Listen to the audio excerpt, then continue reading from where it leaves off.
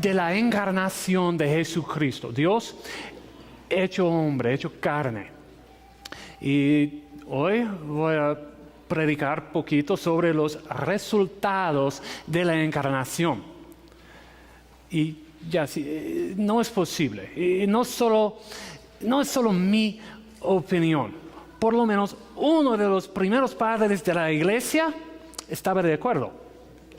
Atanasio de Alejandría dijo: los resultados de la encarnación del Salvador son tales y tantos que cualquiera que intente enumerarlos debería ser comparado con una persona que mira la inmensidad del mar e intenta contar sus olas. Imposible. Y por eso vamos a considerar solo dos resultados de la encarnación de Cristo. Dos resultados que resumen todos los demás. Y más, que cambian toda la vida. Vamos a leer del libro de Juan. Juan capítulo 1, versículos 14 al 18. Juan capítulo 1, versículos 14 al 18. Y si necesitas una Biblia, nuestros anfitriones tienen Biblias. Oh, una más. ¿Hay más? Espero que sí. Ya, sí hay más. Ok, excelente. Acá a la izquierda también. Gracias. Juan 1, versículos 14 al 18.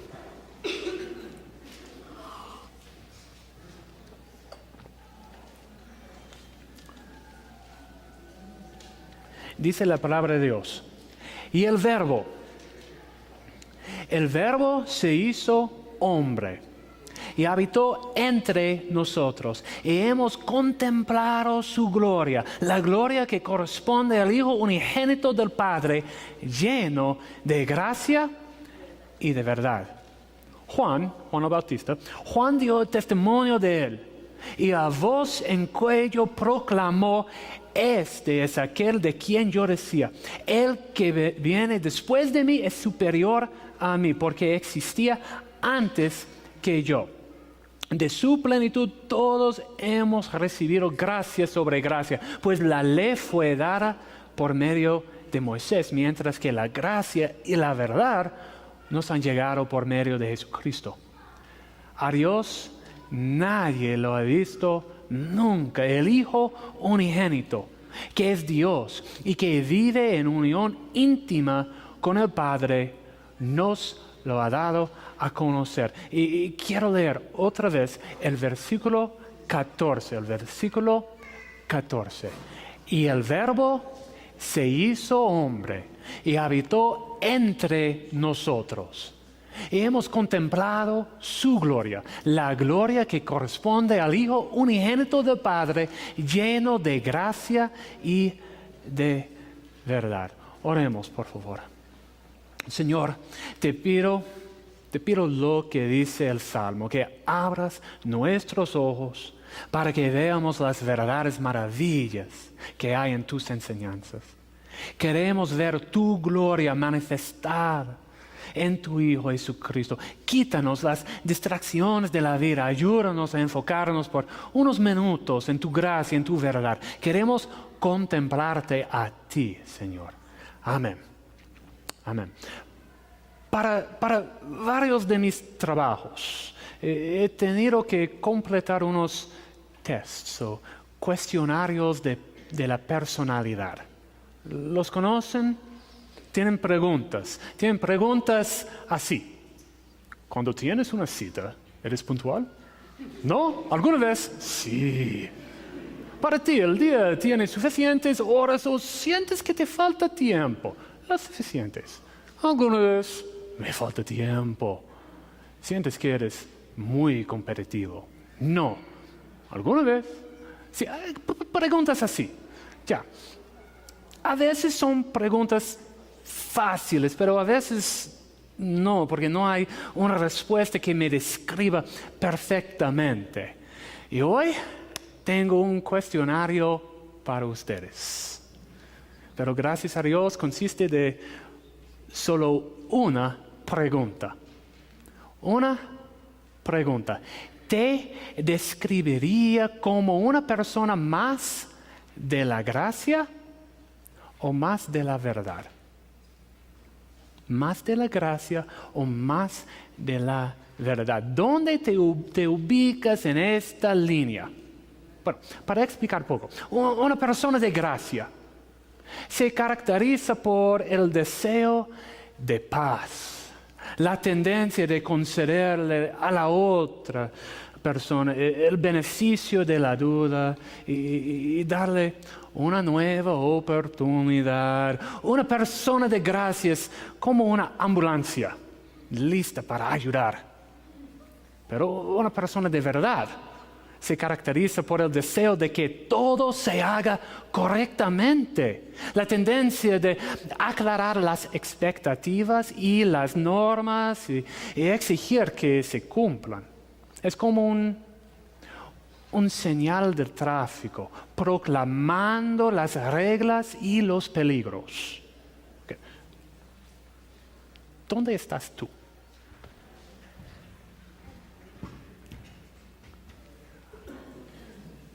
¿Quién está acá? Gracia. Ok. Ya sí. Primer culto, un montón. Segundo culto, es diferente, ya. Ok, ¿quién está acá? Verdad, verdad. 1, 2, 3. Hay más de 6 personas acá. Ok, otra vez. Más de la gracia. Ok. Sí, ok, gracias. Verdad, verdad.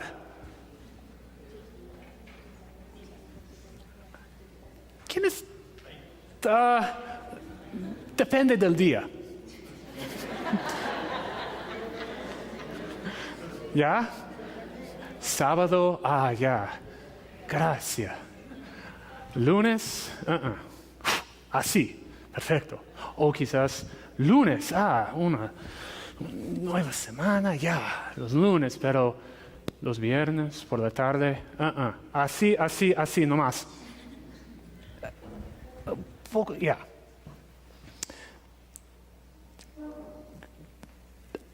Este cuestionario no es justo. Perdónenme, por favor. Como cristianos, como discípulos de Cristo que viven según su ejemplo, con el poder del Espíritu Santo, tenemos que ser caracterizados por gracia y verdad. Es imposible, ¿no? Parece imposible. Bueno, Cristo es así. ¿Qué dice versículo 14? Otra vez, el Verbo se hizo hombre, habitó entre nosotros y hemos contemplado su gloria, la gloria que corresponde al Hijo unigénito del Padre, lleno de gracia y de verdad. No con gracia, con verdad, no. Lleno de gracia y de verdad. Wow. Los resultados de la encarnación. Bueno, vemos en este versículo dos cosas, los dos puntos principales de este sermón. El amor de Dios y la gloria de Dios. 2 puntos, es un buen sermón, ¿no? 2 puntos nada más, corto. El amor de Dios y la gloria de Dios. Okay. Y vemos primeramente, vemos el amor de Dios en la primera parte de ese versículo. Dice, el Verbo se hizo hombre, habitó entre nosotros. El amor de Dios, el Verbo se hizo hombre. Según el versículo 1, ¿quién es el Verbo? Dice, en el principio ya existía el Verbo. Y el Verbo estaba con Dios y el Verbo era Dios. ¿Quién es el Verbo? Dios, el Dios eterno, creador, sustentador de todo. Vemos en este pasaje con palabras claras que el verbo es Dios, pero también que se hizo hombre. En caso de que haya duda, Juan le pone el nombre al verbo en el versículo 17. Pues la ley fue dada por medio de Moisés, mientras que la gracia y la verdad nos han llegado por medio de Jesucristo. Jesucristo es, bueno, era, pero todavía es el Dios eterno y creador. Pero, ¿qué hizo Dios? El verbo se hizo hombre, el verbo se hizo hombre. La palabra hombre, ¿cómo se traduce esa palabra en la Reina Valera? ¿Qué se dice? El verbo se hizo carne. Es mejor. Una palabra, mejor palabra. ¿Por qué? En el idioma original, el griego, la palabra sarx significa carne. Es una palabra un poco grosera para describir el cuerpo. ¿Carne? No, es mi cuerpo. Es carne. Pero según el guía del Espíritu Santo, Juan la usó a propósito porque Dios se hizo carne. 100% Dios, 100% hombre. Esta acción es lo opuesto a todas nuestras aspiraciones humanas. Queremos hacernos Dios. No es algo nuevo. Génesis capítulo 3. Pero la serpiente le dijo a la mujer, no es cierto, no van a morir. Dios sabe muy bien que cuando coman de ese árbol, se les abrirán los ojos y llegarán a ser como Dios, conocedores del bien y del mal, ser como Dios. Desde el principio hemos querido escapar de los límites de la carne. Amigos, cuando era niñito, ¿quién quería ser un superhéroe? ¿Quién quería volar? Tener, no sé, poderes increíbles, teletransportarse. Ya. Yo también. ¿Por qué? ¿Por qué? Porque todos nosotros sentimos los límites y debilidades del cuerpo humano.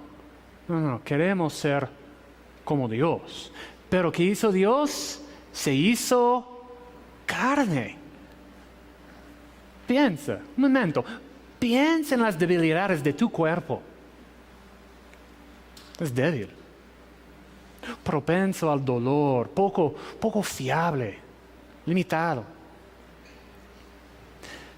Tenemos que luchar contra las enfermedades. Pero más, no solo se hizo Dios carne, pero en la forma de un bebé.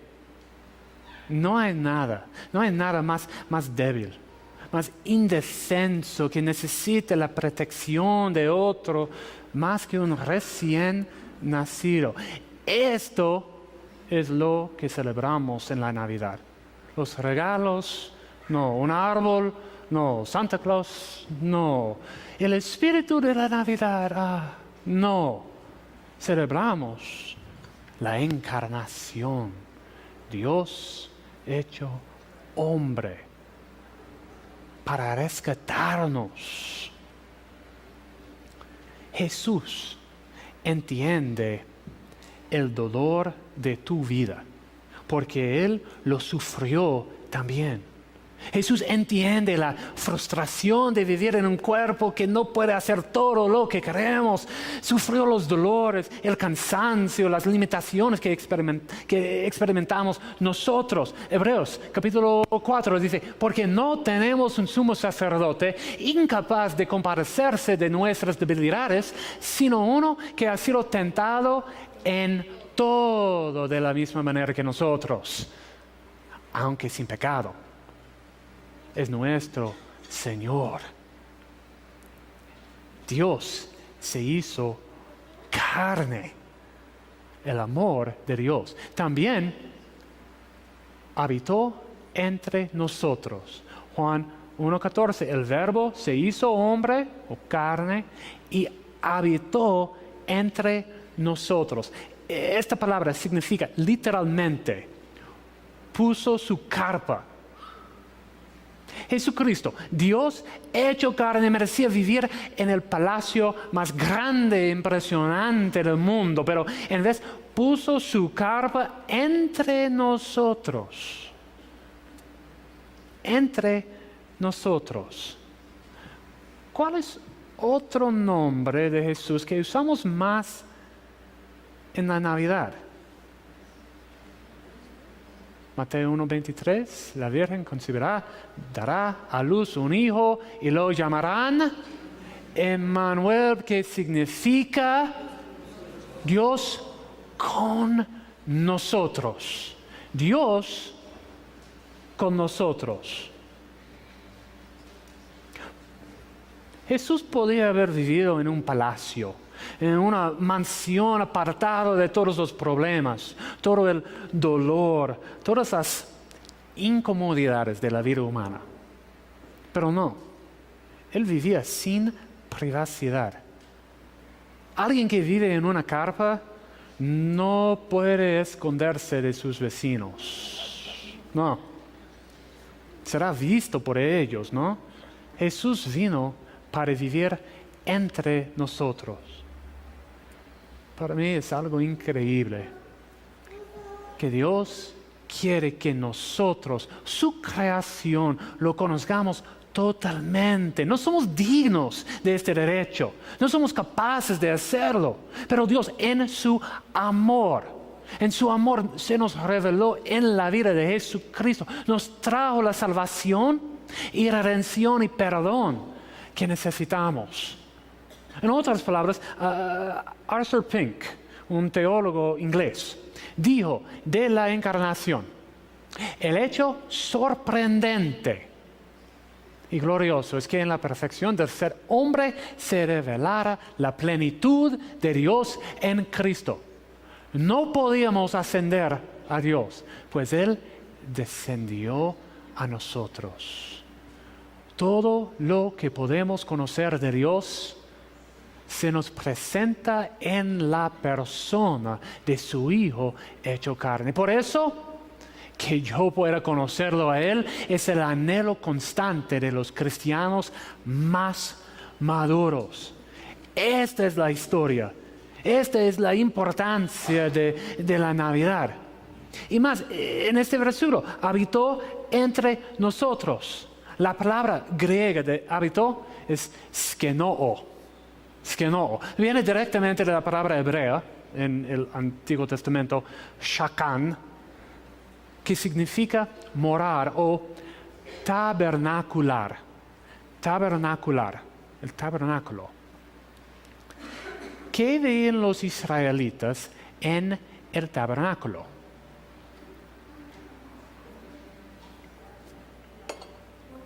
La gloria de Dios. ¿Qué dice Juan que vemos en Jesucristo? Hemos contemplado su gloria. ¿Cuál gloria? La gloria que corresponde al Hijo unigénito del Padre. Y Jesús mismo dijo en Juan 14:9 que Él que me ha visto a mí, ha visto al Padre. Habitó entre nosotros y hemos contemplado. La palabra contemplar es más que simplemente ver. No. Contemplar tiene la idea de observar con atención. A veces, una Biblia. Ok. ¿He contemplado esa Biblia? No.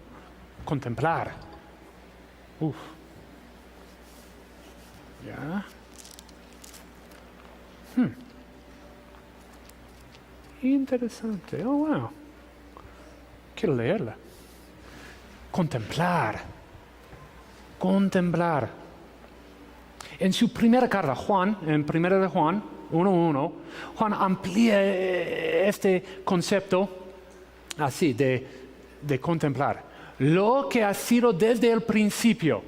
En el principio era el Verbo. Juan acá habla de Jesucristo. Lo que ha sido desde el principio, lo que hemos oído, lo que hemos visto con nuestros propios ojos, lo que hemos contemplado, lo que hemos tocado con las manos. Esto les anunciamos respecto al Verbo que es vida. Los discípulos observaban a Jesús con todos los sentidos. Oído, hemos visto, hemos tocado. Cristianos, nosotros también podemos seguir contemplándolo así mediante la palabra de Dios, según la dirección del Espíritu Santo. Pero, ¿qué dijo Juan que vieron al contemplar a Jesús? ¿Su barba? ¿Su ropa? No. Versículo 14 dice: el Verbo se hizo hombre, habitó entre nosotros, hemos contemplado su gloria, la gloria que corresponde al Hijo unigénito del Padre, lleno de gracia y verdad. Gracia y verdad. Pero, ¿qué es la gracia? ¿Qué es gracia? Abraham Booth dijo así: gracia es el favor de Dios, libre, eterno y absoluto, manifestado por conceder las bendiciones espirituales a los culpables y a los indignos. El favor de Dios, libre, eterno, absoluto, es la gracia. Juan dice en este versículo que vemos en Cristo esta gracia. No una muestra, una prueba de la gracia, la plenitud. Versículo 16. De su plenitud. Todos hemos recibido gracia sobre gracia. También Pablo en Colosenses 1:19 usa la misma palabra describiendo cuánto de Dios estaba en Jesús. Colosenses 1:19 dice: porque a Dios le agradó habitar en Él, en Jesucristo, con toda su plenitud. Vemos en Cristo la totalidad de la gracia de Dios.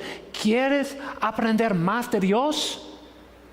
Tienes que conocer a Jesucristo. No hay otra opción. No existe otra opción. Jesucristo. Y también vemos esta gracia de Dios en las palabras de Jesucristo. Mateo 11:28 dice: vengan a mí todos ustedes que están cansados y agobiados. Jesucristo experimentó la cansancio. Vengan a mí todos ustedes que están cansados y agobiados, y yo les daré descanso, palabras de gracia. También acciones de gracia, no solo con palabras, también con sus manos. Mateo 9 dice que Jesús recorría todos los pueblos y aldeas enseñando palabras en las sinagogas, anunciando otras palabras, las buenas nuevas del reino y sanando toda enfermedad, toda dolencia. Al ver a las multitudes tuvo compasión de ellas, porque estaban agobiadas y desamparadas como ovejas sin pastor. La gracia de Dios en las palabras, en las acciones, en la vida de Jesucristo. Pero ¿por qué necesitamos esta gracia? Porque, bueno, vivimos en un mundo sin gracia. Bueno, en la calle, en el colegio, se enseñan nuestros hijos, cada uno para sí mismo. Cada uno para sí mismo. Y claro que sí, luchamos contra esta mentira en la casa. Espero que sí. Pero nosotros adultos la enfrentamos en el trabajo. Este mundo recompensa al que se pone a sí mismo en primer lugar. Y si tú no puedes lidiar con los problemas de la vida, tu problema. Serás dejado atrás. Es el mundo.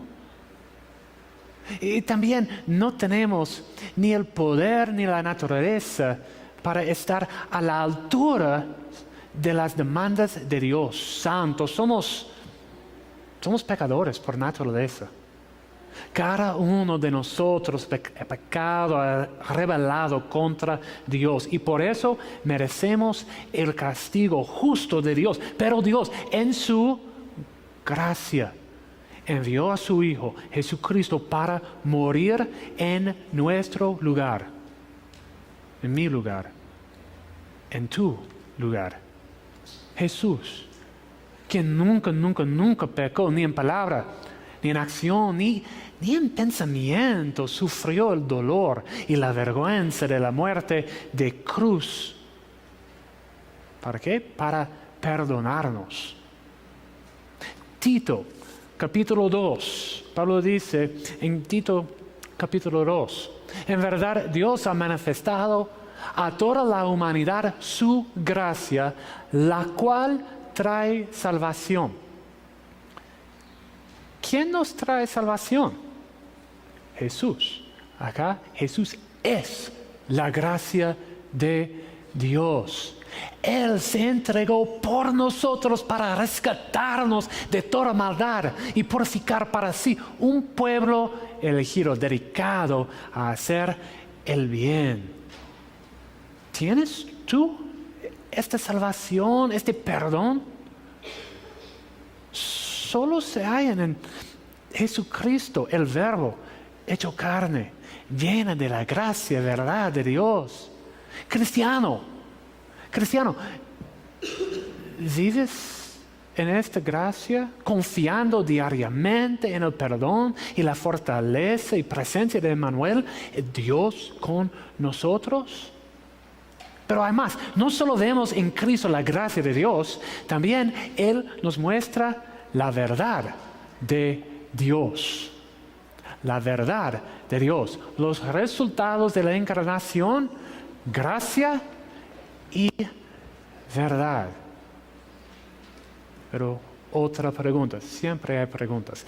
¿Qué es verdad? ¿Qué significa verdad? Según Aristóteles, hace siglos y siglos, decir de lo que es, y de lo que no es verdadero. ¿Qué? Decir de lo que es, okay. Y de lo que no es verdadero. Ok. Otras palabras. El pastor John MacArthur dijo lo mismo en una forma más teológica. Dijo, la verdad es como es la realidad. La verdad es como es la realidad. Esta Biblia es azul. ¿Por qué no? No es la realidad, ¿no? Ya. La verdad es como es la realidad. La realidad es lo que es porque Dios lo ha declarado así y lo ha hecho así. Entonces Dios es el autor y fuente, el que determina, el gobernador, el árbitro, la norma definitiva y juez final de toda verdad. La verdad es como es la realidad. Dios es la realidad. Necesitamos saber y conformarnos a la verdad, a esta realidad. Bueno, mira este mundo. Está lleno de mentiras, de engaños.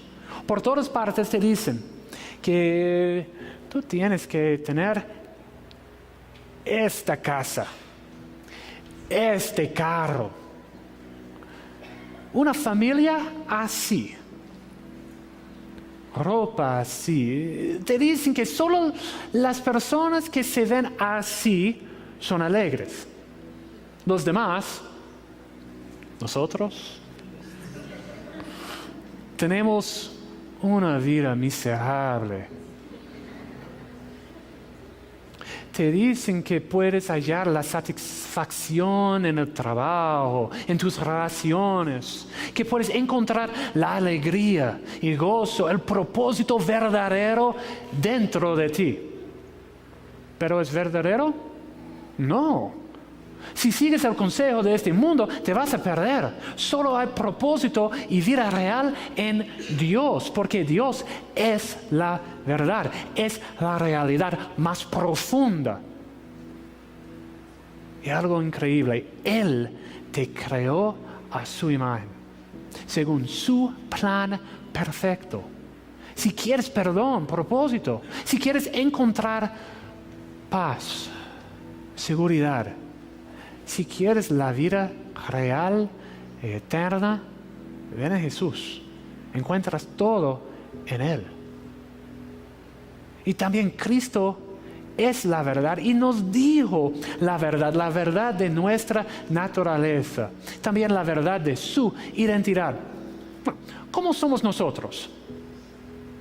Según Disney, príncipes, princesas, ya.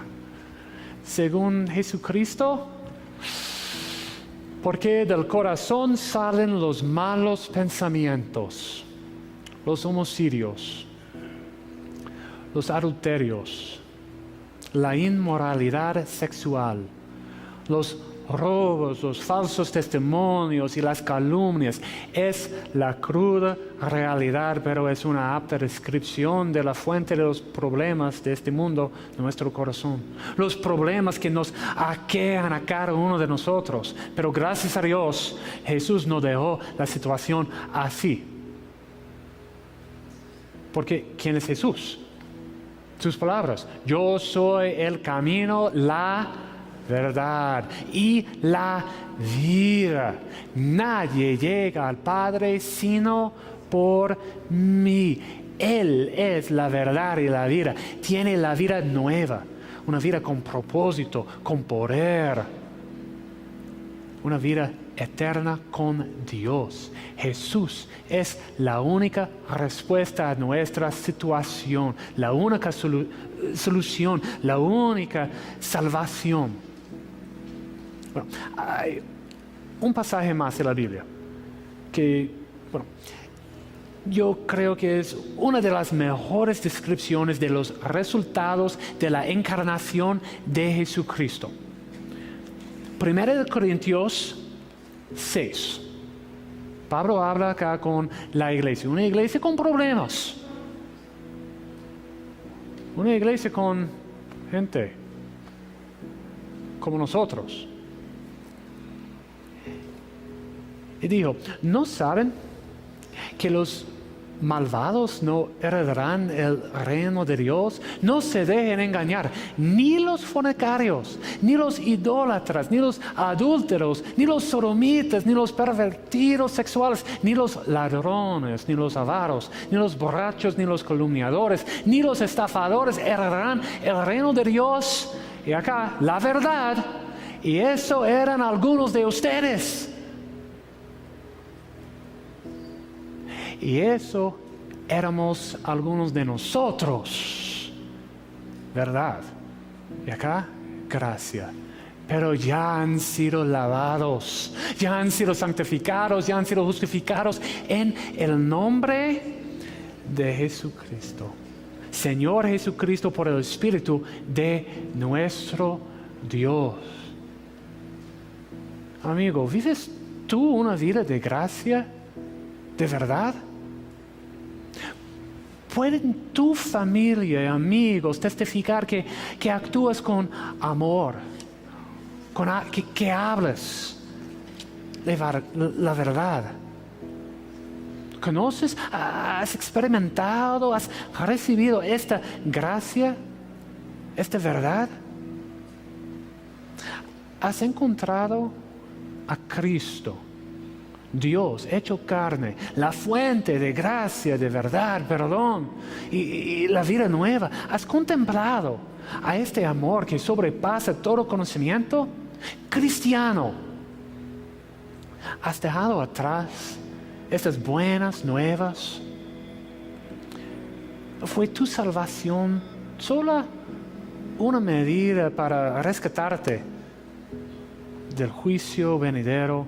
¿O hayas apoyo en la gracia y verdad de Jesús todos los días? ¿Proclamas estas bendiciones a tu familia, a tus compañeros, a tus amigos? Usted no creyente necesita esta gracia. Este mundo le promete paz, propósito, esperanza, pero es una mentira. Solo Dios, el autor de paz, tu creador, el único ser totalmente constante, puede darte paz, perdón, esperanza, propósito. Te los ofrece mediante a Cristo, Dios mismo, que murió en la cruz, en tu lugar, para pagar tus pecados, tu rebelión. En Él hay perdón, hay gracia, hay verdad. Y yo sé que en un grupo así, después de la proclamación de la palabra de Dios, hay personas a quienes Dios está llamando. Te está llamando a ti a confiar en Cristo Jesús como tu Salvador, a recibir su gracia, su verdad, ser cambiado por ellas, a convertirte de un no creyente en camino a la eternidad sin Dios, en el infierno, a un creyente con perdón total de tus pecados, con una vida nueva y eterna, con la seguridad de la presencia y el poder de Dios. ¿Sí está? Habla ahorita con un pastor, con un vecino acá, con un hermano, una hermana. No temas, porque hoy, según la Biblia, hoy es el día de la salvación. Tal vez Dios te está llamando a ti, cristiano, a confesar tus pecados, la falta de mostrarle gracia a tu familia, a tus amigos, la falta de andar en la verdad, tanto en acciones como en palabras. ¿Está tocando el Espíritu Santo tu corazón? Contéstalo. Tenemos tiempo ahora para que todos obedezcan al Señor. ¿Te estás Dios llamando a tomar una decisión? No esperes, por favor. El salmista dijo: mis días son como sombra que se va. Me he secado como la hierba. El mañana no se garantiza. Hazlo ahora.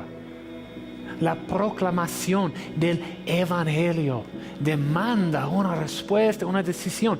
¿Qué vas a hacer tú con esta verdad, con esta gracia de Dios? Por favor, inclinen sus cabezas, vamos a orar.